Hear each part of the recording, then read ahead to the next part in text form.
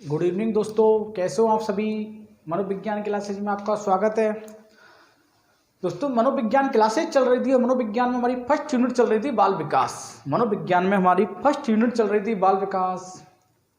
जल्दी जल्दी जुड़ जाओ आप सभी, क्लास को शेयर कर दो आप, जिससे क्या है और स्टूडेंट जुड़ जाए। जल्दी जल्दी जुड़ जाओ, आ जाओ आप लोग सभी, क्योंकि आज की जो क्लासेज में हम पढ़ने जा रहे हैं ना, बालक का शारीरिक विकास और बालक का मानसिक विकास। दोस्तों मजा जाएगा पढ़ के, नहीं कोई प्रश्न पेपर में आ गया तो डेफिनेटली गारंटी ले रहा हूं कि प्रश्न नहीं जाएगा बाहर, क्योंकि सब कुछ पढ़ेंगे बालक के शारीरिक विकास से और क्या मानसिक विकास से।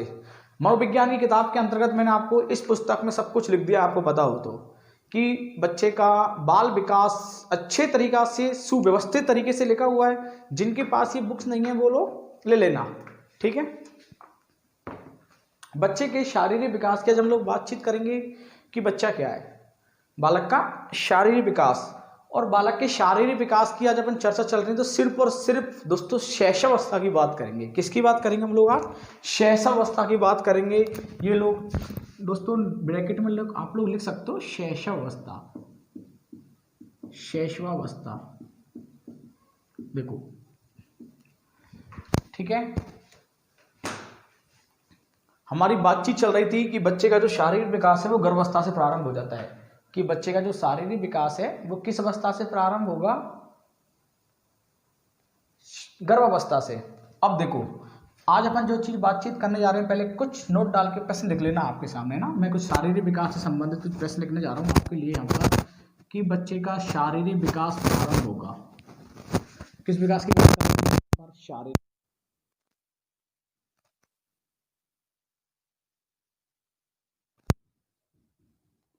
बच्चे का शारीरिक विकास प्रारंभ होगा,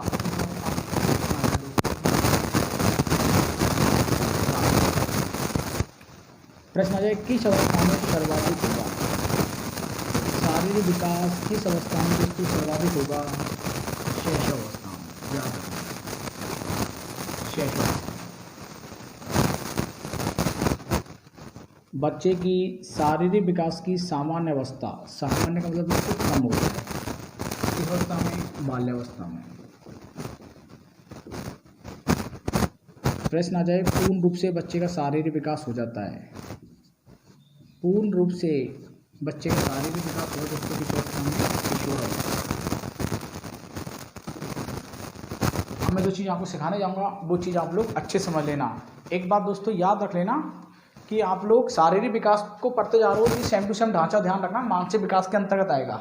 यदि प्रश्न आपसे पूछता है कि किस अवस्था में बच्चे का शारीरिक विकास तीव्र गति से होगा, किस अवस्था में बच्चे का शारीरिक विकास तीव्र गति से होगा, तो दोस्तों राइट आंसर जाएगा उसका गर्भावस्था में। यदि तीव्रता पूछता है, तीव्रता का मतलब दोस्तों सर्वाधिक रहेगा। प्रश्न आ जाए शारीरिक विकास की तीव्रता की अवस्था दोस्तों कौन सी? शैशवावस्था। दोस्तों किस अवस्था में बच्चा शारीरिक विकास के लिए आत्म केंद्रित होता है? बहुत इंपॉर्टेंट प्रश्न है।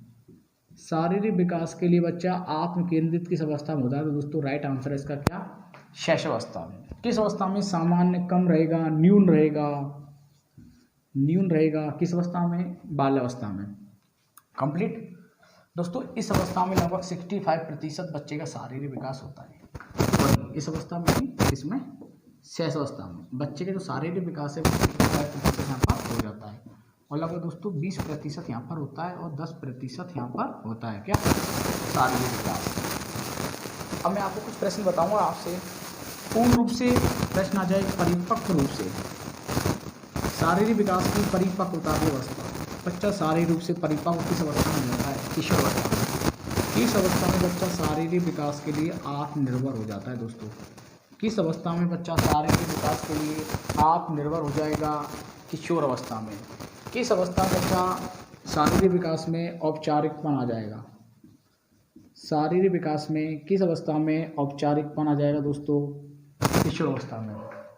प्रश्न आ जाए सौंदर्य की अवस्था, मतलब दिखावे की अवस्था, शरीर के सौंदर्यता की अवस्था कौन सी अवस्था आएगा दोस्तों? किशोर अवस्था।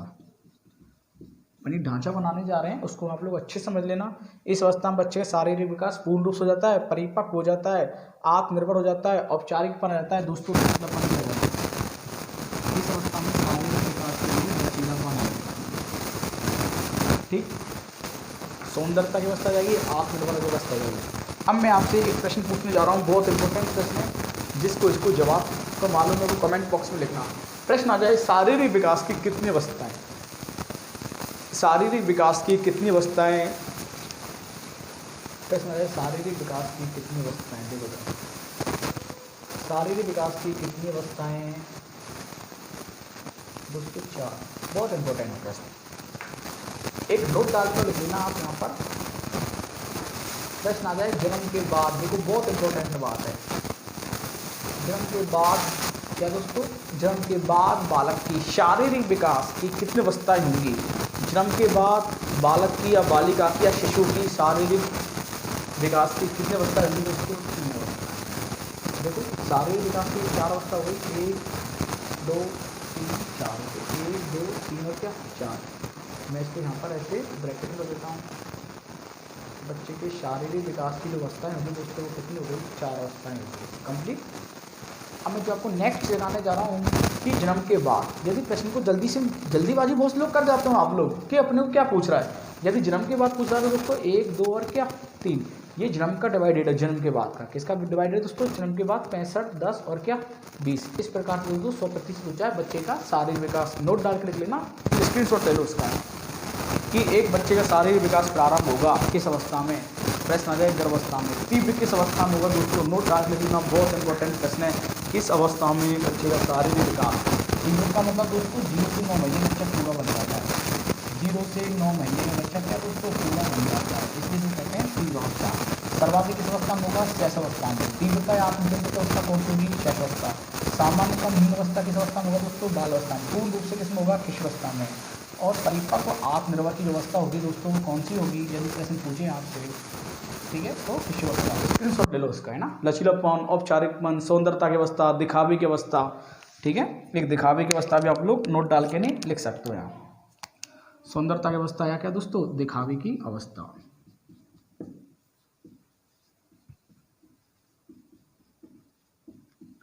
रेडी? साफ करो उसको। देखो, अब जो चीज़ अपन पढ़ने जा रहे हैं उस चीज़ को आप लोग अच्छे से पढ़ना कि बच्चे का शैशवावस्था में शारीरिक विकास पढ़ने जा रहे हैं कि गर्भावस्था में बच्चे का विकास, शारीरिक विकास प्रारंभ होता है। ये चीज़ हमसे आता है।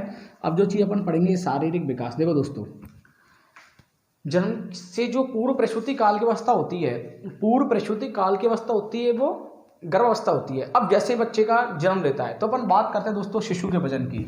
बच्चे ने अब जन्म के बाद की नवजात बालक का प्रश्न आ जाए, नोट डाल के आपसे कि नवजात बालक का शिशु का वजन कितना होता है? देखो, क्या शिशु का वजन की अपन बात कर लेते हैं। बालक या शिशु, यदि प्रश्न आता है आपसे पेपर में दोस्तों, यदि बालक आता है, क्या आता है? बॉयज आता है, कि नवजात बालक का जो जब वजन होता है दोस्तों कितना होता है? 7.15 पाउंड। याद रख लेना। गर्ल्स का पूछता दोस्तों आपसे 7.13 पाउंड। यदि प्रश्न आपसे ऐसे पूछ लेता कि औसतन भार कितना होता है, लगभग ना बालक का पूछ रहा है ना बालिका का पूछ रहा है, सिर्फ वो ये पूछ रहा था कि नवजात बालक का औसतन भार कितना होता है। औसतन भार, यदि आपसे दोस्तों बच्चे का औसतन भार पूछता है, बहुत इंपॉर्टेंट प्रश्न है, पेपर में आ जाए, शिशु का औसतन भार कितना होगा, तो आप लोगों को करना पड़ेगा दोस्तों 3.6 kg। 3.6 kg याद रख लेना। जैसे 7.15 पाउंड और क्या 7.13 पाउंड। यदि मान लो यहाँ पर वजन नहीं देता है तो दोस्तों अपन इसको भी क्या कर सकते हैं 3.6 kg, और 7.13 की बात करेंगे तो दोस्तों क्या 3.4 kg।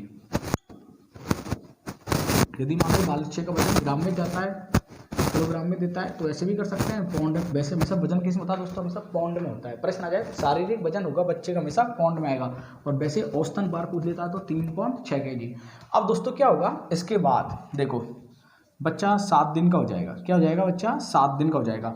तो एक सप्ताह में क्या दोस्तों, एक सप्ताह में बच्चे वजन हमेशा दोस्तों घटता है। बहुत इंपॉर्टेंट लाइन है। प्रश्न आ जाए नवजात बालक जन्म के बाद शिशु का वजन क्या होगा? घटेगा या बढ़ेगा? जन्म के बाद बालक का वजन घटेगा या बढ़ेगा? दोस्तों क्या करेंगे? घटेगा। ठीक है। बच्चे का वजन कब बढ़ने लगता है? 7 दिन बाद। 7 दिन बाद बच्चे का वजन क्या होगा दोस्तों? बढ़ेगा। क्या होगा? बढ़ेगा। 6 माह में दोस्तों बच्चे का वजन हो जाता है दुगुना। 6 माह में बच्चे का वजन कितना हो जाएगा दोस्तों? दुगुना हो जाएगा। ठीक है। और 1 साल की अपन बात करने जा रहे हैं किसकी दोस्तों? 1 साल की अपन जो बातचीत करने जा रहे हैं दोस्तों, तिगुना हो जाता है। क्या हो जाता है? तिगुना हो जाता है। तिगुना का मतलब दोस्तों 9.5 kg, 9.5 kg हो जाता है। और दोस्तों लगभग 5 वर्ष तक, लगभग इस प्रकार से। अब देखो आपको मैं एक प्रश्न बताने जा रहा हूँ, बहुत इंपॉर्टेंट लाइन है कि नवजात बालक शिशु का औसतन भार होता है 3.6 kg। कंप्लीट दोस्तों। लड़के का पूछता है 7.15, गर्ल्स का पूछता है 7.13, पाउंड में नहीं आता है 3.6 kg। गर्ल्स का मान लो किलो केजी में पूछता है 3.4 kg। 7 दिन में पहले सप्ताह में दोस्तों बच्चे का वजन क्या होगा? पहले सप्ताह में दोस्तों बच्चे का वजन क्या होगा? घटेगा। पहले बस्ते में बच्चे का वजन क्या होगा दोस्तों? घटेगा। उसके बाद क्या होता है? बच्चे का वजन क्या होगा? बढ़ेगा। बच्चे का वजन कब बढ़ने लगता है? पेपर में प्रश्न आ जाए आपसे कि बच्चे का वजन बढ़ेगा दोस्तों, पहले सप्ताह में बच्चे का वजन क्या होता है? घटता है, ठीक है ना। और 1 सप्ताह बाद बच्चे का वजन क्या होगा दोस्तों? बढ़ेगा। उसके बाद 6 महीने में बच्चे का वजन बढ़ गई, बच्चे का वजन क्या हो जाएगा? दुगुना हो जाएगा। और 1 साल में कितना हो जाएगा? तिगुना। इसके बाद क्या होता है दोस्तों? 1 साल के बाद, 1 साल के बाद मतलब दोस्तों 12 महीने बाद। कब की बात कर रहे हैं अपन? 12 महीने बाद बच्चे का वजन आधा पाउंड प्रति माह बढ़ता है। आधा पाउंड प्रति माह बढ़ता है। आधा पाउंड प्रति माह दोस्तों क्या होता है? बढ़ता है। किसका वजन? बच्चे का वजन। इस प्रकार दोस्तों 5 वर्ष तक, शिशु अवस्था तक बच्चे का जो वजन होता है वो 38 से लेकर 43 पाउंड के मध्य हो जाता है। 38 से लेकर 43 पाउंड के मध्य बच्चे का क्या हो जाता है दोस्तों? वजन हो जाता है। किसका? बच्चे की हम बात करते हैं। ये चीज़ आपको याद रखना है। सप्ताह पूछे, वजन पूछे, बर्थ में पूछे, लगभग यदि आपसे इसका केजी पूछ लेता है तो 18 किलो। 5 वर्ष तक का जो बच्चे का वजन होगा वो 18 kg होगा। स्क्रीनशॉट ले लो दोस्तों इसको, कि नवजात बालक का जो वजन होता है, भार होता है 7.15, बॉयज का गर्ल्स का 7.13, औसतन भार पूछता है 3.6 kg, बॉयज का पूछता है 3.6, मान लो किलोग्राम पूछता है 3.6। पहले सप्ताह में वजन घटेगा, इसके बाद वजन बढ़ेगा। 6 महीने में वजन क्या हो जाएगा? दुगुना। 1 साल में कितना हो जाएगा? तिगुना, अर्थात 9.5 kg। और दोस्तों 12 महीने बाद या 1 साल बाद बच्चे का वजन आधा पाउंड प्रति माह बढ़ेगा, और प्रति माह बढ़कर 5 वर्ष तक 38 से 43 पाउंड के मध्य बालक या बालिका का वजन हो जाता है। कंप्लीट। ये अपन ने किसकी बात की दोस्तों? शिशु के वजन की। अब बातचीत करने जा रहे हैं शिशु के लंबाई की। देखो, शिशु की लंबाई की अपन बातचीत करने जा रहे हैं। यदि आपसे पूछता है शिशु की लंबाई, तो ये चीज़ भी अपने से आनी चाहिए कि शिशु की लंबाई। यदि आपसे प्रश्न आ जाता है कि शिशु की लंबाई, देखो लाल पेन को हटा देते हैं, ठीक है। शिशु की लंबाई बहुत इंपॉर्टेंट लाइन है। शिशु की लंबाई देखो, नवजात बालक की जो बॉयज की यदि होती है वो दोस्तों कितनी? 20.5 इंच। लंबाई हमेशा इंच में करना है दोस्तों। जो गर्ल्स है, क्या गर्ल्स है, वो 20.3 इंच होता है। देखो ये चीज़ अपन ने पढ़ लिया कि जो बच्चे या बच्ची का जो वजन होगा, बॉयज या गर्ल्स का जो वजन होगा, वजन की बात कर ली अपन। अब जो बातचीत करने जा रहे हैं वो अब किसकी बात करने जा रहे हैं हम लोग? लंबाई की। ठीक है, जन्म के बाद नवजात बालक की जो लंबाई होती है वो 20.5 इंच होती है। गर्ल्स की कितनी होती है? 20.3 इंच। अब मैं आपको बहुत इंपॉर्टेंट प्रश्न बताने जा रहा हूँ कि आपसे यदि प्रश्न पेपर में आ जाए तो हम लोग क्या करेंगे कि जन्म के बाद बच्चे की लंबाई बढ़ेगी। नोट डाल के लिख लेना, बहुत इंपॉर्टेंट प्रश्न है। जिनके पास किताब है वो वहाँ टिक लगा सकते हैं, नोट डाल के लिख सकते हो आप अलग से कॉपी में, कि जन्म के बाद शिशु की लंबाई, जन्म के बाद शिशु की लंबाई बढ़ती है। जन्म के बाद शिशु की लंबाई बढ़ेगी। दोस्तों प्रश्न आएगा आनुवंशिकता के आधार पर या वातावरण के आधार पर। दोनों ऑप्शन दे रहा हूँ आपके लिए, बिल्कुल टिक लगाओ आप लोग। आपको बताना है आनुवंशिकता के आधार पर या दोस्तों क्या वातावरण के आधार पर। कमेंट बॉक्स में लिखो यदि आपसे आता है तो। आनुवंशिकता के आधार पर या वातावरण के आधार पर दोस्तों राइट आंसर जाएगा इसका क्या? आनुवंशिकता के आधार पर दोस्तों शिशु की लंबाई बढ़ती है। ये चीज़ आप लोग याद रख लेना कि जन्म के बाद जो बालक या बालिका की लंबाई है वो आनुवंशिक लक्षणों के आधार पर बढ़ेगी। और दोस्तों याद रखना शैशवावस्था के अंत में लंबाई दुगुनी हो जाती है। बहुत इंपॉर्टेंट है। जैसे ही शैशवावस्था का अंत होता है, शैशवा अपन बात कर रहे हैं किसकी? शैशवावस्था की। शैशवावस्था के अंत तक, शैशवावस्था के अंत तक जो बालक की जो लंबाई है वो कैसे हो जाएगी दोस्तों, इंपॉर्टेंट है, नोट डाल के लिख लेना, दोगुनी हो जाएगी। मतलब 6 वर्ष तक बच्चे की जो लंबाई है दोस्तों वो क्या हो जाएगी, दोगुनी हो जाएगी। क्या हो जाएगी, दोगुनी हो जाएगी। याद रख लेना दोस्तों, जन्म के जो 3-4 सालों में बालिकाओं की लंबाई बालकों से अधिक होती है। बहुत इंपॉर्टेंट लाइन है कि जन्म के बाद, क्या दोस्तों, जन्म के बाद 3-4 सालों में अपन चीज़ बातचीत करना जा रहे हैं यहाँ पर कि जन्म के बाद शुरू के 3 या 4 सालों में, जन्म के बाद शुरू के 3 या 4 सालों में बालिकाओं की जो लंबाई होती है, सब चीज़ पढ़ के जाना है, ध्यान रखना। निम्न में से कौन सा नहीं है, ऐसे प्रश्न आ सकता है। जो बालिकाओं की लंबाई होगी, बालिकाओं क्या होगी, लंबाई होगी वो बालकों से अधिक होगी, बालकों से क्या होगी, अधिक होगी।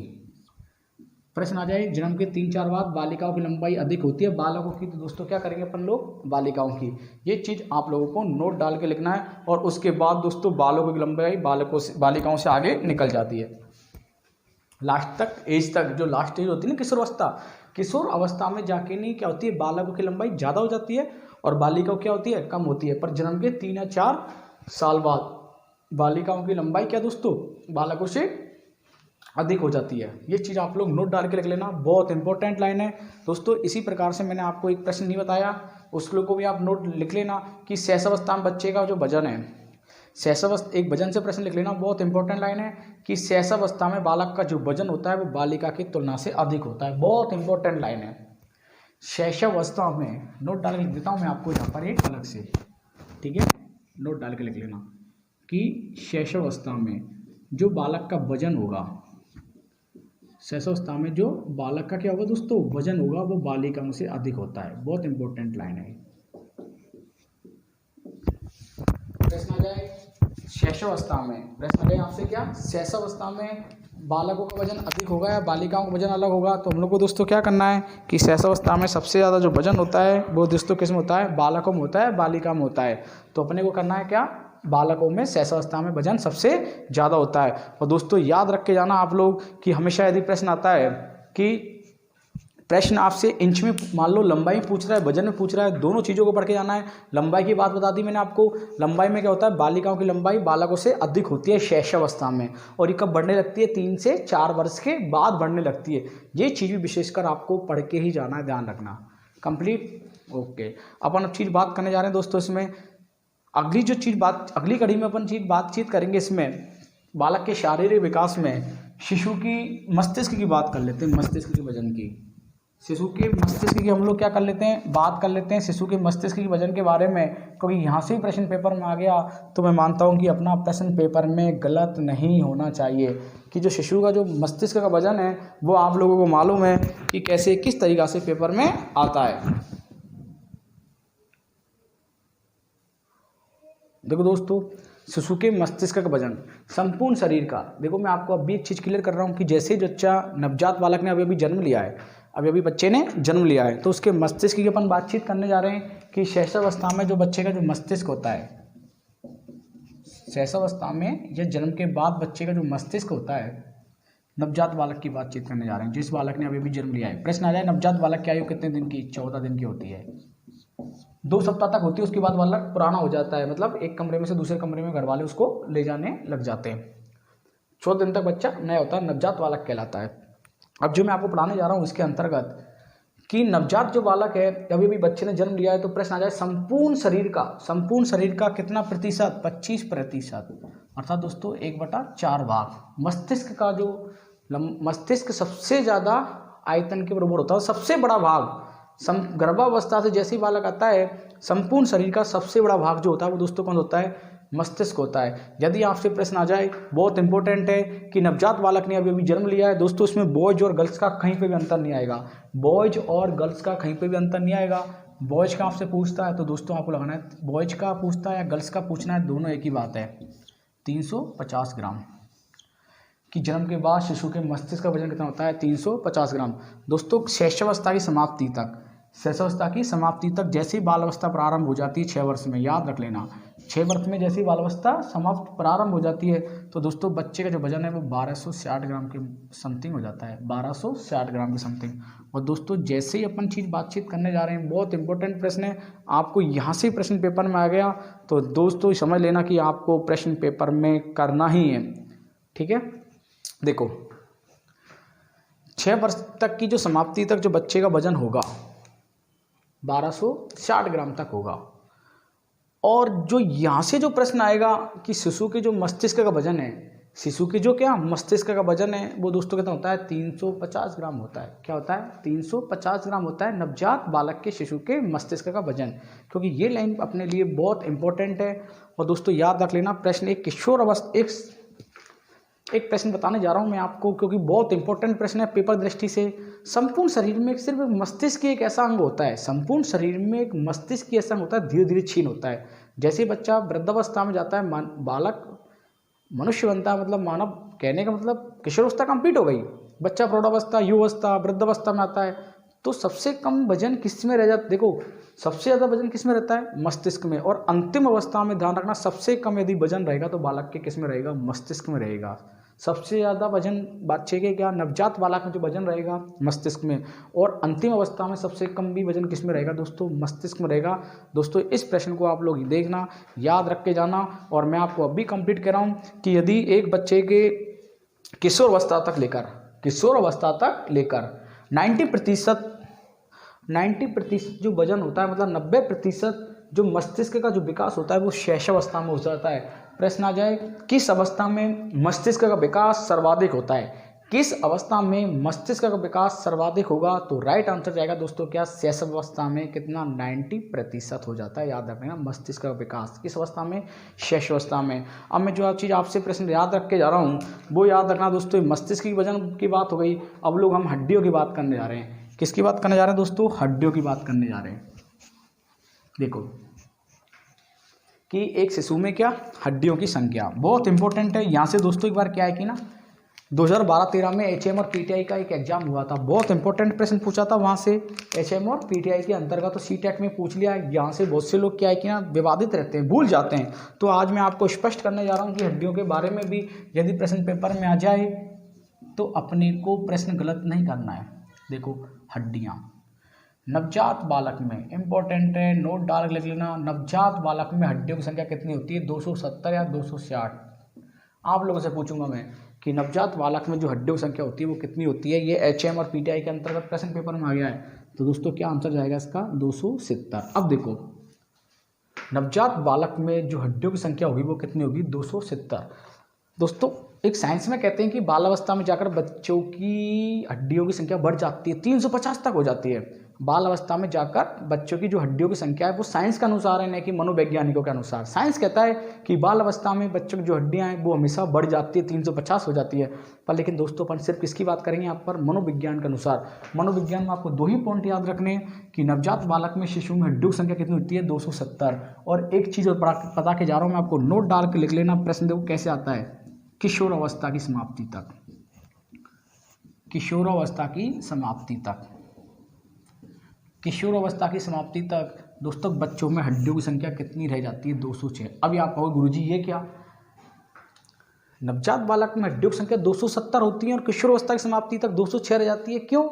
देखो दोस्तों जैसे ही बच्चे ने ये जन्म लिया, बच्चे ने क्या लिया दोस्तों, ये जन्म लिया, इसमें हड्डियों की संख्या कितनी थी दोस्तों, 270। इसके बाद दोस्तों क्या होता है, जैसे ही बच्चा होता है हड्डियों का अस्थिकरण होता है। क्या होता है दोस्तों, हड्डियों का अस्थिकरण होता है। अस्थिकरण किसको कहते हैं दोस्तों, लिख लेना, हड्डियों के जुड़ने को। नोट डाल के लिख लेना, जिन बालकों को मालूम नहीं है कि हड्डियों के जुड़ने को क्या कहते हैं, अस्थिकरण कहते हैं। और प्रश्न आ जाए सर्वाधिक अस्थिकरण, बहुत इंपॉर्टेंट लाइन है। प्रश्न आ जाए कि सर्वाधिक अस्थिकरण किस अवस्था में होता है, सर्वाधिक अस्थिकरण किस अवस्था में होता है दोस्तों, 0 से 2 वर्ष की अवस्था में, 0 से 2 वर्ष की अवस्था में होता है। अर्थात दोस्तों उसको मैं पूर्व शैशवावस्था कह सकता हूँ। क्या कह सकता हूँ उसको, पूर्व शैशवावस्था या शिशु अवस्था, पूर्व शैशवावस्था, या दोस्तों मैं इसको कह सकता हूँ शिशु अवस्था। एक बात बताओगे आप लोग दोस्तों, सर्वाधिक अस्थिकरण बालिकाओं को होता है, बालक का। बहुत इंपॉर्टेंट लाइन है कि सबसे ज़्यादा जो हड्डियों का अस्थिकरण होगा वो किसका होगा दोस्तों, बालकों को होगा या बालिकाओं का होगा, तीव्र जो होगा। दोस्तों याद रख लेना, बालिकाओं का जो अस्थिकरण है बहुत तीव्र होता है। नोट डाल के लिख लेना, बालिकाओं का अस्थिकरण, बालिकाओं का अस्थिकरण बालकों की अपेक्षा बहुत तीव्र होता है, बालकों की अपेक्षा बालकों की अपेक्षा बहुत क्या होता है दोस्तों, तीव्र होता है। कंप्लीट नोट डाल के लिख लेना, अच्छा प्रश्न है। मैंने अब आपको 3 लाइन बताई है, तीनों लाइन देखो क्या है, तीनों लाइन अपने आप में बहुत इंपॉर्टेंट है कि जो बच्चे का जो शैशवावस्था में जो भार होगा, वजन होगा, बालिकाओं का अधिक होता है, बालकों का अधिक होता है। दोस्तों क्या करेंगे, बालकों का जन्म के 3-4 वर्ष बाद बालकों की लंबाई अधिक बढ़ती है, बालिकाओं की किसकी बढ़ेगी दोस्तों, बालिकाओं की। और यहाँ पर अपन बातचीत करने जा रहे हैं दोस्तों, प्रश्न आता है ऐसे निम्न में से कौन सा नहीं है, ऐसे प्रश्न आते हैं, इसको कहते हैं व्यवहारात्मक प्रश्न, जहाँ पर अपने को सोचने को मजबूर हो जाते हैं कि चारों ही ऑप्शन सही लगते हैं। बालिकाओं का अस्थिकरण दोस्तों बालिकाओं की अपेक्षा बहुत तीव्र होता है। और दोस्तों जैसे ही बच्चों का अस्थिकरण होता है, याद रख लेना, जैसे ही बच्चे क्या होगा, अस्थिकरण अब चालू काम हो जाएगा। जब हड्डियां जुड़ने लग जाएंगी तो दोस्तों क्या होगा, हड्डियों का दृढ़ीकरण। दृढ़ीकरण किसको कहते हैं दोस्तों, मजबूत होने को। किसको कहते हैं, हड्डियों के मजबूत होने को क्या कहते हैं, दृढ़ीकरण। प्रश्न आ जाए सबसे ज़्यादा किस अवस्था में हड्डियों का दृढ़ीकरण होगा, किस अवस्था में सर्वाधिक हड्डियों का दृढ़ीकरण होता है, सर्वाधिक। तो दोस्तों राइट आंसर जाएगा इसका उत्तर बाल अवस्था। उत्तर बाल अवस्था, इस अवस्था में दोस्तों हड्डियों क्या होता है, दृढ़ीकरण होता है। क्या होता है, दृढ़ीकरण होता है। और दोस्तों 0 से 2 वर्ष की अवस्था में हड्डियों का क्या होता है, अस्थिकरण होता है सर्वाधिक। और बालकों की अपेक्षा बालिकाओं का अस्थिकरण क्या होता है दोस्तों, बहुत ज़्यादा होता है।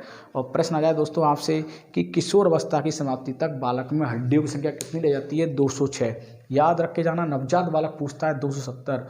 किशोर अवस्था की समाप्ति तक, पेपर में किशोर अवस्था की समाप्ति नहीं आए तो दोस्तों प्रश्न आ जाता है 18 वर्ष तक। क्या 18 वर्ष तक की समाप्ति तक बालक में जो हड्डियों की संख्या है वो कितनी रह जाएंगी, 206 रह जाएंगी। स्क्रीनशॉट ले लो, बहुत इंपॉर्टेंट लाइन है ये अपने लिए। लिखा दोस्तों आपने, चलो साफ करता हूँ।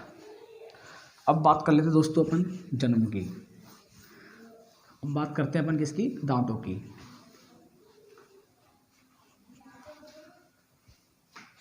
देखो दांतों की बातचीत कर लेते हैं हम लोग।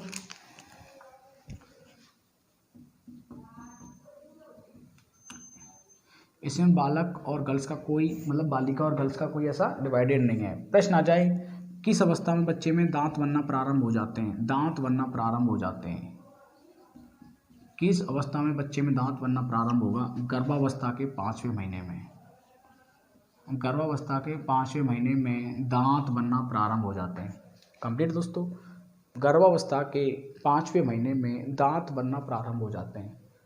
एक प्रश्न और बता रहा हूँ मैं दोस्तों, आपको नोट डाल के लिख लेना, जबकि इसको मैंने मेरी किताब में नोट डाल के लिखा हुआ है, बहुत इंपॉर्टेंट नोट डाल के लिखा हुआ है यहाँ से भी, क्योंकि मैंने अभी जो चीज़ आपको बताया किताब में जो चीज़ नोट डाल के लिखा हुआ है, जितने भी नोट डाले हुए हैं इंडेक्स में बना के लिखे हुए हैं। हरियाणा वाली एग्जाम में 10 क्वेश्चन वहाँ से आए हुए हैं। कहने का मतलब ये प्रश्न पेपर में ज़्यादा टच करता है तुलनात्मक वाले प्रश्नों को। जिसने मेरी अभी मनोविज्ञान की पुस्तक नहीं ली है, मान लो लेना भी चाहता है और मालूम नहीं चल रहा है कि लेनी कहाँ से है, क्योंकि बुक स्टोर पर नहीं मिल रही है, ठीक है, ये चीज़ में आपको मालूम है, तो दोस्तों वो मेरे को कांटेक्ट कर सकता है, नंबर इस पर लिखे हुए हैं, देख लेना आप, ठीक है। देखो नोट डाल के नहीं कि गर्भावस्था में दोस्तों बच्चे का दांत बनना प्रारंभ हो जाता है। और प्रश्न आ जाए कि दांत बच्चे के निकलते कब है। देखो बच्चे के दांत निकलते कब है, तो दोस्तों जन्म के 5वें महीने बाद। जन्म के 5वें महीने बाद दांत निकलना प्रारंभ होते हैं, बहुत इंपॉर्टेंट है ये। जन्म से 5 मतलब गर्भावस्था के 5 महीने में दांत बनना प्रारंभ और दांत निकलना,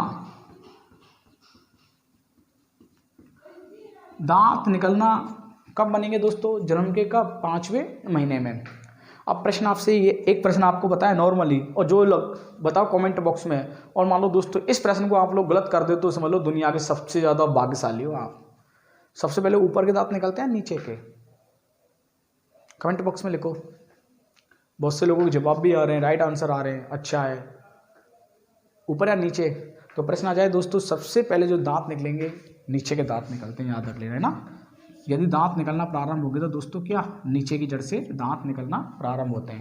अब मैं जो चीज़ आपको प्रश्न बताने जाता हूँ, सबसे पहले नीचे के दांत आते हैं दोस्तों। बच्चे में सबसे पहले स्थायी दांत आते हैं या अस्थायी दांत आते हैं, जिसकी हम लोग चर्चा करने जा रहे हैं कि बच्चे में दांत आएंगे स्थायी या अस्थायी।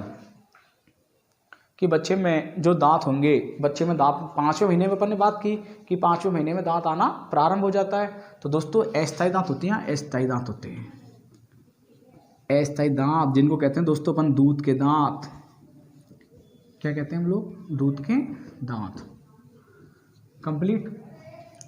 6 माह में 1 दांत। 6 माह तक बच्चे में, क्योंकि अपन 5वें महीने में दांत निकलना प्रारंभ करता है, नॉर्मल 5 या 6 महीने आएगा। प्रश्न आ जाए 6 महीने में बच्चे में कितने दांत बनेंगे? 1। दोस्तों यदि 1 वर्ष तक पूछता है आपसे, कितना दोस्तों? 1 वर्ष तक पूछता है तो 1 वर्ष तक बच्चे में 8 दांत। और दोस्तों 4 वर्ष तक पूछता है, कितना दोस्तों? 4 वर्ष तक पूछता है, 4 वर्ष तक दोस्तों 20 दांत।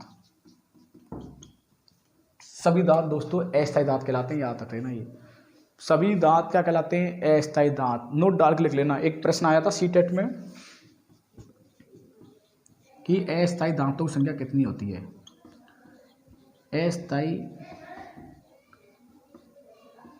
अस्थायी दांतों की संख्या कितनी होती है दोस्तों? 20 से 22। क्या करना है अपने ग्रुप में? करना है अस्थायी दांतों की संख्या कितनी होगी दोस्तों? 20 से 22 होगी। दांत निकलना कब प्रारंभ होंगे? दांत बनना कब प्रारंभ होंगे? प्रश्न आ जाए दांत निकलना कब प्रारंभ होंगे, तो दांत निकलेगा दोस्तों क्या? जन्म के 5वें महीने बाद। और दांत बनना प्रारंभ हो जाता है दोस्तों कब? गर्भावस्था के 5वें महीने में। कंप्लीट। स्क्रीनशॉट ले लो दोस्तों। ये 6 महीने में 1 दांत, 1 वर्ष में 8 दांत, 4 वर्ष में 20 दांत। सबके सब दांत कैसे दोस्तों? ये अस्थायी दांत आता दूध के दांत। सबसे पहले कौन से दांत निकलेंगे? नीचे के जड़ के दांत निकलेंगे। और अस्थायी दांतों संख्या पूछता है आपसे कितनी? 20 से 22।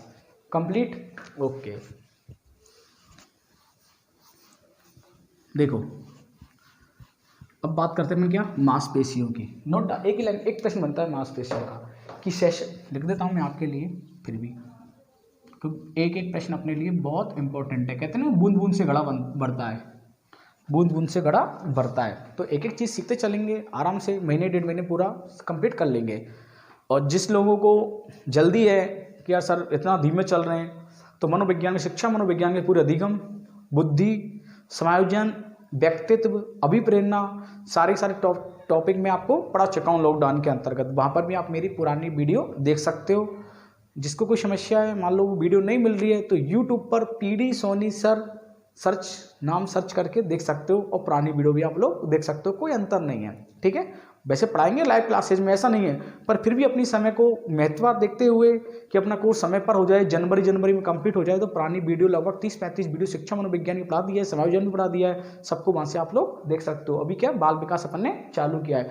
प्रश्न आ जाए शैशवावस्था में कितने प्रतिशत बच्चे में मांसपेशियां बनने लग जाती है? 23%। बहुत इंपॉर्टेंट लाइन है कि शैशवावस्था में बच्चे में जो मांसपेशियां बनेंगी दोस्तों कितनी? 23% मांसपेशियों का विकास हो जाता है, ठीक है दोस्तों। इसके बाद जो कुछ होगा बाल अवस्था में पढ़ाएंगे। अभी शैशवावस्था की बात चल रहे हैं। अब बात कर रहे हैं दोस्तों अपन किसकी? हृदय की धड़कन।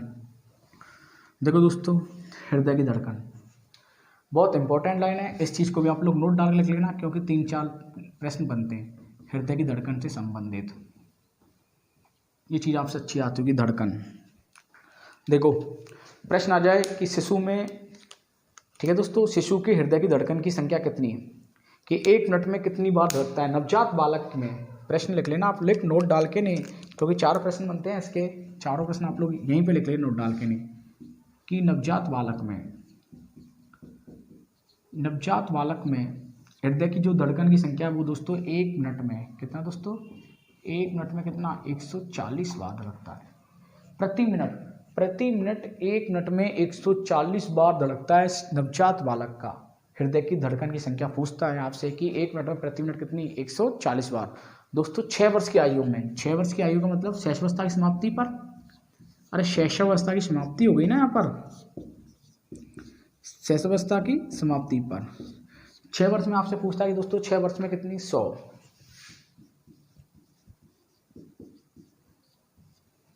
ठीक है दोस्तों। एक जो चीज़ मैं आपको पढ़ाने जा रहा हूँ कि 12 वर्ष में, क्या 12 वर्ष में कि हृदय की जो धड़कनों की जो संख्या है, 12 वर्ष में जो हृदय की धड़कनों की संख्या है वो दोस्तों कितनी होगी? 80। और 18 वर्ष तक, 18 ये तो दोस्तों बालावस्था की समाप्ति, और दोस्तों ये किशोरावस्था की समाप्ति तक 18 वर्ष तक बच्चे में कितनी? 72। 1 मिनट में 72 प्रति मिनट। देखो आप धीरे धीरे जाती हृदय की धड़कनों की संख्या हो जाती है दोस्तों, कम हो जाती है। ध्यान रखना, गर्भावस्था में बहुत ज़्यादा धड़कती है। प्रश्न आ जाए गर्भावस्था में बच्चे की हृदय की धड़कनों की संख्या होगी 160, लिख लेना ये। बहुत से मनोवैज्ञानिक गर्भावस्था में बचाते हैं 160 और बहुत से बताते हैं दोस्तों 180। एक ही मिलेगा ऑप्शन में, याद रख लेना कि गर्भावस्था में बच्चे की हृदय की धड़कनों की जो हृदय अवस्था जो धड़केगा बच्चा गर्भावस्था में 160 या 180, अलग अलग मनोवैज्ञानिकों ने अलग अलग वर्गीकरण बता रखा है।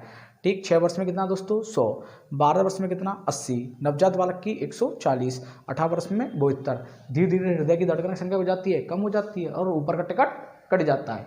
Complete, ready, okay. अब मैं जो चीज़ आपको बताने जा रहा हूँ दोस्तों, शैशवावस्था से संबंधित कुछ शब्द हैं जो किताब में मैंने आपको उदाहरण सहित दे रखा है। और दोस्तों प्रश्न पेपर में आ जाए तो आप लोगों को प्रश्न गलत नहीं करना है। एक दोस्तों एक प्रश्न रह गया था कल, जो अभी आपको बता देता हूँ, चलो कोई बात नहीं। और ये प्रश्न अभी स्टेट में भी आया हुआ है और आता रहता है। जब भी ये मनोवैज्ञानिक की इच्छा है कि वो कब प्रश्न दे देते हैं। प्रश्न आ जाए बच्चे का सर्वाधिक विषम लैंगिक आकर्षण किस अवस्था में होता है। शैशवावस्था में बच्चे का विषम लैंगिक आकर्षण होता है, ये नोट डार्क लिख लेना। शैशवावस्था में बच्चे का विषम लैंगिक आकर्षण होता है। मैंने इसको इंडेक्स बना के दर्शा रखा किताब में, देख लेना आप इससे पहले पेज पर, विषम लैंगिक आकर्षण। और यहीं से स्टेट की एग्जाम में प्रश्न पेपर में आ चुका था। देखो, विषम लैंगिक आकर्षण का मतलब होता है जो बालिका होती है वो बालक के प्रति आकर्षण, बालिका होती हैं वो पिता के प्रति ज़्यादा इफेक्टिव होती हैं, और जो बालक होते हैं जो वो माता के प्रति ज़्यादा इफेक्टिव होती है। अपन जो बात करने जाते हैं कि 2 प्रकार की ग्रंथि होती है, एरेक्टर ग्रंथि और दोस्तों कौन सी, ऑडिपस ग्रंथि। ये आपने पढ़ रखी होगी। और एलेक्ट्रा ग्रंथि और कौन सी, ऑडिपस ग्रंथि। आप लोग यदि जानते हो कि बताओ कि एलेक्ट्रा ग्रंथि किन होती है, बालिकाओं में या बालकों में। बहुत इंपॉर्टेंट प्रश्न है कि एलेक्ट्रा ग्रंथि होगी दोस्तों किस में होगी, बालकों में, बालिकाओं में। किस में होगी, बालिकाओं में। कौन सी होती है, पितृसत्तात्मक, पितृ प्रेमी ग्रंथि, ठीक है ना, पितृ प्रेमी। और ऑडिपस किस में होती है दोस्तों, बालकों में। ये दोस्तों मातृ प्रेमी ग्रंथि। ये प्रश्न पेपर में आता है दोस्तों, बहुत से भूल जाते हैं। अभी आप लोग चलो याद कर, जो लोग पुराने उन लोगों को याद है, पर लेकिन जो बच्चे अभी नए नए जुड़े हुए हैं, जो अभी नए नए जुड़े हुए वो तो चैनल को दोस्तों सब्सक्राइब कर दो जरूर, क्योंकि डेली क्लासेज लग रही हैं। क्योंकि आपको मालूम नहीं चलेगा, कभी भी टाइम चेंज हो जाता है तो नोटिफिकेशन उस पर आ जाएगा। नोटिफिकेशन वालों आधे घंटा ऊपर नीचे हो जाता है। मेरे को जैसे समय मिल रहा है मैं पूरा प्रयास कर रहा हूँ कि आप लोगों को पूरा कोर्स करा दूँ। दोस्तों कभी कभी क्या होता है कि हम लोग भूल जाते हैं, हम कभी भी भूल जाते हैं कि यार इलेक्ट्रा कभी पेपर में ऐसा जिसमें कहते हैं अपन दुश्चिंता में पड़ जाते हैं। अब क्या करें, किसको सही करें, घर से याद तो करके आए हुए। याद रख लेना दोस्तों, बालिका, देखो बालिका और क्या बालक, याद करने का तरीका बता रहा हूँ। बालिका में आ की मात्रा, इलेक्ट्रा में आ की मात्रा, टेंशन फ्री। मैं भी ऐसे याद रखता हूँ दोस्तों, हो सकता है मेरे से भी भूल जाता हूँ, पर लेकिन मैं इससे भूलता नहीं हूँ। इलेक्ट्रा में आ की मात्रा आ रहा है, बालिका में आ की मात्रा हो रहा है, टेंशन बची क्या, बालक में आ की मात्रा। बस फिर याद ही नहीं करना, वैसे एक याद रख लो, इलेक्ट्रा में आ की मात्रा, बालिका में आ की मात्रा, कंप्लीट। मतलब ये ग्रंथि किसमें पाई जाएगी, बालिकाओं में। इसका विपरीत कर देना, पितृसत्तात्मक। ऑडिपस ग्रंथि किसमें, बालकों में, लड़कों में। कौन सी, मातृ प्रेमी। अब मैं दोस्तों आपको एक प्रश्न बताने जा रहा हूँ, अभी कंप्लीट नहीं हुआ दोस्तों। क्लास समझ में आ रही हो तो दोस्तों, पसंद आ रही हो तो क्लास आप बिल्कुल जरूर लाइक कर दो, क्योंकि अपन अब जो पढ़ने जा रहे हैं बहुत इंपॉर्टेंट शब्द पढ़ने जा रहे हैं। क्योंकि सीटेट में यहाँ से प्रश्न आ रहा है बार बार। तो दोस्तों अब की बार रीट में यदि मान लो अपने में प्रश्न आ जाए तो क्यों ना अपन इसको पढ़ के जाए। शिशु के प्रतिवर्त आपने सुने हैं क्या शब्द, शिशु के प्रतिवर्ष कौन कौन से शब्द हैं जो शैशवावस्था में बच्चे में होते हैं। शिशु के प्रतिवर्त,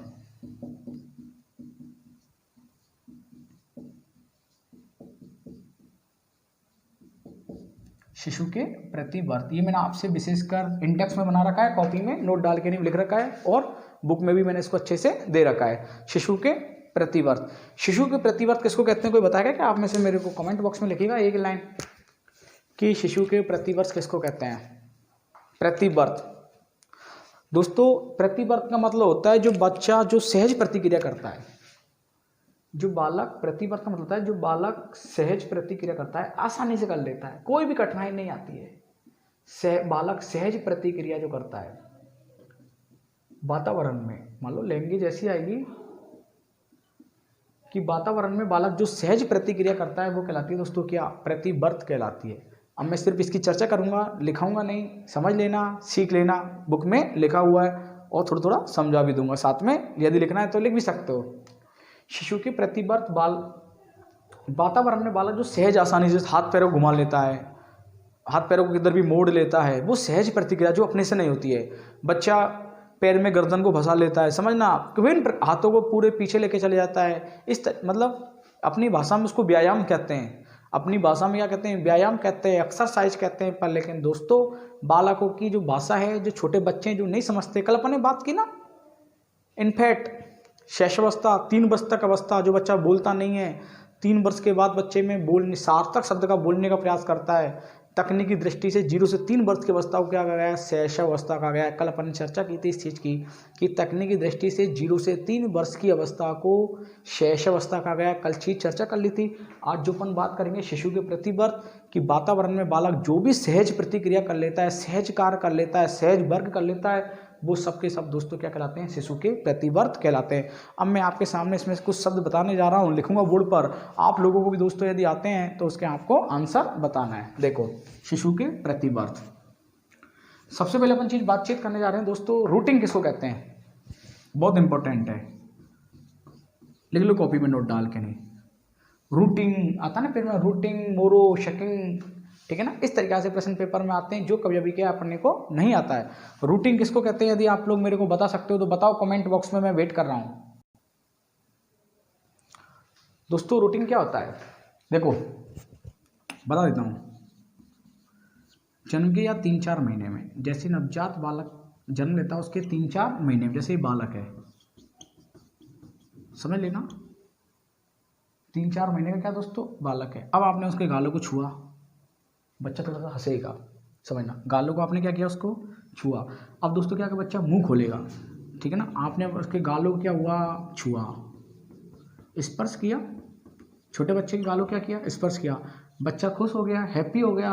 दोस्तों बच्चे ने क्या हुआ, मुंह खोल दिया, और जैसे मुंह बच्चा खोलता है दोस्तों लंबी लंबी जीभ निकालता है बाहर, लंबी लंबी जीभ निकलता है। उस प्रतिक्रिया को, उस सहज क्रिया को दोस्तों क्या कहते हैं, रूटिंग कहते हैं। प्रश्न आ जाए, जन्म के 3 या 4 महीने में यदि एक माता या एक दादी या घर का परिवार सदस्य उसके छोटे बच्चे के गालों को स्पर्श करता है, और गालों के स्पर्श करने के बाद बच्चा जैसे ही मुंह खोलता है और मुंह खोलने के बाद लंबी लंबी जीभ निकालता है, तो दोस्तों क्या कहलाएगा, वो रूटिंग कहलाएगा। क्या कहलाएगा दोस्तों, रूटिंग कहलाएगा। बहुत इंपॉर्टेंट है रूटिंग, किसके लिए दोस्तों, चूसने के लिए, ठीक है। जो रूटिंग शब्द होता है वो चूसने के लिए शब्द आता है, जीभ के लिए। बहुत इंपॉर्टेंट प्रश्न है, ये चीज़ भी आपको दोस्तों लिख के जाना है, रूटिंग क्या है।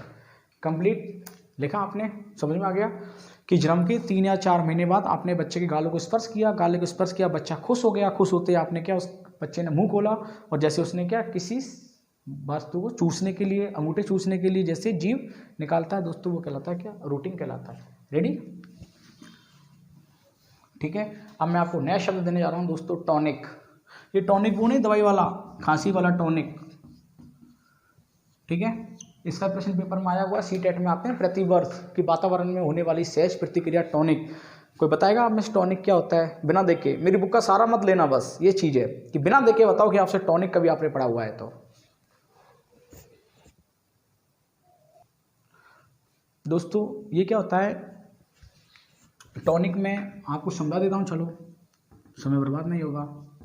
बच्चा है 4 या 5वें महीने का है, क्या ये 4 या 5 महीना का है, आपने इस बच्चे को उल्टा कर दिया, पीठ के बल कर दिया, ठीक है ना, पीठ के बल कर दिया, किसको, बच्चे को। देखो बहुत इंपॉर्टेंट लाइन है, क्योंकि प्रश्न में आपको जो समझाने जा रहा हूँ, आपने शिशु को क्या कर दिया दोस्तों, पीठ के बल कर दिया, क्या कर दिया, पीठ के बल लिटा दिया, और एक तरफ वो फिर क्या करता है दोस्तों, सिर को घुमा लेता है। आपने इसको क्या, पीठ के बल कर दिया, फिर एक तरफ क्या कर लेगा, ये सिर को घुमा लेगा, और सिर को घुमा लेगा दोस्तों उसी दिशा में ये हाथ पैरों को भी क्या कर लेता है, ले जाता है। ये बच्चा है, देखो दोबारा बता रहा हूँ, ये छोटा बालक है, ठीक है, समझने का प्रयास करना। आपने इसको उल्टा लेटा दिया, पीठ के बल लेटा दिया, कंप्लीट, तो उसी दिशा में क्या अपनी गर्दन घुमा देगा, और उसी दिशा में दोस्तों ये क्या अपने हाथ पैरों को घुमा देगा, तो दोस्तों वो कहलाता है क्या, टॉनिक। प्रश्न आ जाता है, एक परिवार का सदस्य बच्चे को पीठ के बल लेटाता है, और बच्चा उसी अवस्था में क्या बोलते हैं, सिर, किसी एक अवस्था में सिर को घुमा लेता है, और उसी जिस अवस्था में सिर घुमाएगा दोस्तों उसी दिशा में क्या हाथ पैरों को फैलाएगा, वो कहलाता है क्या, टॉनिक। किताब में दे रखा है, अच्छे से समझ लेना। पीठ के बल लेटाना, वो एक दिशा में सिर को घुमाएगा और उसी दिशा में हाथ पैरों को घुमाएगा, दोस्तों वो कहलाएगा क्या, टॉनिक कहलाएगा। क्या कहलाएगा, टॉनिक कहलाएगा। रेडी। अब मैं आपको इसी से संबंधित एक शब्द लिखाऊंगा दोस्तों, मोरो। बहुत इंपॉर्टेंट लाइन है, ये भी है इंपॉर्टेंट। मोरो, मोरो किसको कहते हैं, ये भी दोस्तों बच्चे के 4 या 5वें महीने बाद ही होता है। इंपॉर्टेंट लाइन है, ठीक है ना। जब क्या होता है दोस्तों, कभी क्या होता है, बच्चा सो रहा होता है, बच्चा लेटा हुआ है, बच्चा मान लो दोस्तों क्या लेटा हुआ है, और एकदम जोर से ध्वनि बजती है। मान लो बाहर डीजे बज गया है, गाना बज गया है, साउंड हो गया है, बहुत जोर की ध्वनि बजती है, या रसोई में कुछ बर्तन गिर जाता है, तो बच्चा जैसी आवाज़ की ध्वनि से डरता है, पहले तो क्या होगा थोड़ा सा, क्योंकि ध्वनि कितनी देर की होती है, कुछ सेकंड की, कुछ क्षण भर के लिए होती है। तो जैसे ही दोस्तों वो जो ध्वनि होती है, शिशु अपनी कमर को मोड़ लेता है। क्या करता है दोस्तों, डर की वजह से शिशु क्या हो जाता है, सिकुड़ जाता है। शिशु क्या होगा, मैं आपको इसके बारे में पूरा बता रहा हूँ, ठीक है दोस्तों। पहले क्या होगी, ध्वनि होगी दोस्तों, ध्वनि के डर से बच्चा क्या होगा, अपनी कमर को मोड़ेगा। कमर क्या कर लेता है, मोड़ लेता है, ठीक है दोस्तों, कमर को मोड़ लेता है। और जब कमर को जब वो मोड़ लेता है तो दोस्तों वो याद रख लेना, अपनी भुजा को आगे की ओर फेंकता है, और चिल्लाने के साथ, रोने के साथ, ठीक है दोस्तों, रोने के साथ भुजाओं को एक साथ समेट लेता है, जैसे कुछ पकड़ना चाहता हो। बच्चा ऐसा हो जाता है छोटा सा, जैसे कुछ पकड़ना चाहता हो। तो दोस्तों जब बच्चे की आकृति बनेगी वो अर्धचंद्राकार आकृति बनेगी। प्रश्न बहुत इंपॉर्टेंट लाइन है, किस अवस्था में बच्चे की आकृति अर्धचंद्राकार बनती है। ऐसे बच्चा छोटा सा हो जाता है यूं, ठीक है ना, अर्धचंद्राकार। इंपॉर्टेंट लाइन है कि किस अवस्था में बच्चे की आकृति अर्धचंद्राकार बनेगी। मोरों में एक ध्वनि आती है, बच्चा डरता है, कमर को मोड़ लेता है, अपने हाथ पैरों को फैला लेता है, जैसे किसी को पकड़ना चाहता है डर की वजह से। और जैसी अवस्था बनेगी दोस्तों अर्धचंद्राकार, इस तरीका की बच्चे की अवस्था बन जाएगी कि बच्चा डरने की जैसी अवस्था बन जाएगी, वो कहलाएगा दोस्तों क्या, मोरो कहलाएगा। क्या कहलाएगा, मोरो कहलाएगा। और दोस्तों वहाँ पर भी बच्चा क्या है कि ना, हाथ पैर की एक ही दिशा होती है, पर लेकिन दोस्तों वहाँ पर ध्वनि नहीं होती है। किसमें, टॉनिक में। टॉनिक में ध्वनि नहीं होती है, ये चीज़ याद रख लेना। उसमें आप बच्चे को क्या, पीठ के बल लिटाते हो। Complete, okay. आपको थोड़ा कठिन लग रहा होगा, पर लेकिन कठिन नहीं है, याद रख के जाना है। ये आपका मैंने क्या, मोरो कंप्लीट कर दिया। इसी के साथ दोस्तों होता है बिल्किंग, बहुत इंपॉर्टेंट लाइन है बिल्किंग। बिल्किंग क्या होता है दोस्तों, तेज रोशनी आती है, सूरज की रोशनी हो सकती है, बल्ब की रोशनी होती है, उसको देखकर, मतलब तेज रोशनी को देखकर पलक झपकना, ये तो इजी है। चलो, तेज रोशनी को देखकर आंखें बंद कर लेना, पलकें झपका लेना, पलकें झपकाना, ठीक है दोस्तों, ये तो हो जाएगा कंप्लीट, इसमें तो कुछ नहीं है। बिल्किंग किसको कहते हैं, प्रश्न आ जाए, मनोविज्ञान शब्द पूछे हुए शब्द हैं ये। बिल्किंग किसको कहते हैं कि तेज रोशनी में, या बल्ब के जलने पर, या सूरज के चमकने पर, ठीक है, या मोबाइल की टॉर्च से बच्चे के सामने दिखाने पर पलकी झपकाना, दोस्तों क्या कहलाएगा, बिल्किंग कहलाएगा। ध्यान रख लेना, प्रकाश के होने पर शिशु अपनी आंखें बंद कर देता है, उसको क्या कहते हैं दोस्तों, बिल्किंग कहते हैं। और दोस्तों नेक्स्ट बताना चाहता हूँ मैं, स्टेपिंग, ये भी इंपॉर्टेंट लाइन है। स्टेपिंग किसको कहते हैं, ये भी आप लोग नोट डाल के लिख लेना। स्टेपिंग किसको कहते हैं, शिशु को समतल पर आपने खड़ा कर दिया। एक मान लो छोटा बच्चा है, 7 या 8 महीने का है, 7 या 8वें महीने को आप किसी समतल जगह पर खड़ा कर दे तो वो कहलाता है क्या, स्टेपिंग। प्रश्न आ जाए, एक छोटे शिशु को समतल तल पर या स्थान पर खड़ा करते हो, और फिर आप उसको छोड़ते हो धीरे धीरे, तो वो कहलाता है दोस्तों क्या, स्टेपिंग कहलाता है। क्या कहलाता है, स्टेपिंग कहलाता है। जो खड़ा करने पर पाँवों में होने वाली, अब बच्चा क्या करेगा दोस्तों, आपने उसको खड़ा कर दिया, बच्चा पैरों को उठाएगा, उसकी जो ध्वनि आएगी धीरे धीरे, छोटी लयात्मक जो गति होगी, वो कहलाएगा दोस्तों क्या, स्टेपिंग कहलाएगा। क्या कहलाएगा, स्टेपिंग कहलाएगा। समतल तल पर छोटे बच्चे को खड़ा करना, उसके पाँवों से होने वाली लयात्मक जो गति है दोस्तों, वो कहलाती है क्या, स्टेपिंग कहलाती है। क्या कहलाती है दोस्तों, स्टेपिंग कहलाती है। कंप्लीट बिल्किंग और क्या, स्टेपिंग। अब मैं आपको दोस्तों नेक्स्ट बताने जा रहा हूँ, इसके अंतर्गत बॉबिन्स्की, याद रख लेना, ठीक है, लिखो नोट डाल के कॉपी में अपनी, बॉबिन्स्की।